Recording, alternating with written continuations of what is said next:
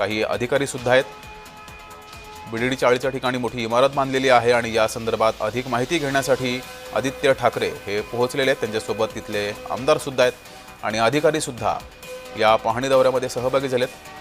ही दृश्य आपण पाहतोय, वरळी येथील दृश्य आहेत, बीडीडी चाळ परिसरातील ही दृश्य आहेत। अंबादास दानवे सुद्धा आपल्याला दृश्यात दिसत आहेत। आदित्य ठाकरे या ठिकाणची पाहणी करतायत आणि संपूर्ण माहिती समजून घेत आहेत। यावेळेस तिथले अधिकारी सुद्धा या ठिकाणी उपस्थित आहेत आणि या अधिकाऱ्यांकडून आदित्य ठाकरे या संपूर्ण कामाची माहिती घेत आहेत।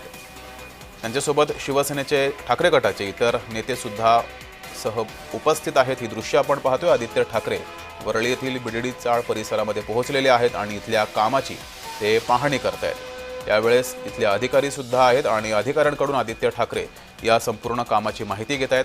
ठाकरे गटाचे अनेक पदाधिकारी नेते हे आदित्य ठाकरे यांच्या सोबत आहेत। ही थेट लाईव्ह दृश्य आपण पाहतोय जय महाराष्ट्रावरती। वरळी येथून बीडीडी चाळ परिसरामध्ये आदित्य ठाकरे पोहोचले असून इथल्या अधिकाऱ्यांकडून आदित्य ठाकरे हे माहिती घेत आहेत। या कामासंदर्भातील संपूर्ण माहिती आदित्य ठाकरे घेत आहेत। काम कधीपर्यंत पूर्ण होणार, तसेच इथल्या नागरिकांना घरं कधी मिळणार, या सर्व बाबत माहिती आदित्य ठाकरे हे घेत आहेत।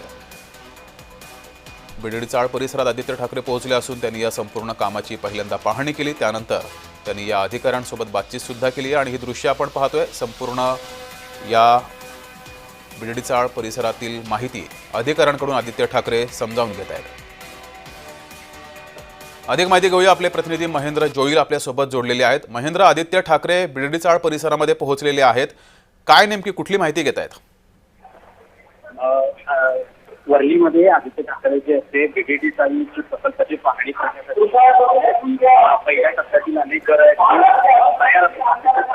या संदर्भात तो पाठपुरावा केला होता। अद्याप बीडीडी चाळीतील लोकांना तरी पण घरं मिळाले नाही, म्हणून आदित्य ठाकरे आज या चाळीचा घरांची पाहणी येथे करण्यासाठी ते आहेत। ते अधिकाऱ्यांकडून जाणून घेत आहेत आणि या संदर्भात काही त्यांच्याकडून माहिती मिळते का तीही जाणून घेण्याचा प्रयत्न करतात। त्यामुळे आदित्य ठाकरे आपण पहिल्या बीडीडी चाळी येथील जी घरं आहेत देण्यात येणार आहेत, ती घरं का उशीर झाल्याच्या घराचं वाटप या संदर्भात अधिकाऱ्यांची चर्चा करणार। ठीक आहे महेंद्र, धन्यवाद दिलेल्या माहितीबद्दल।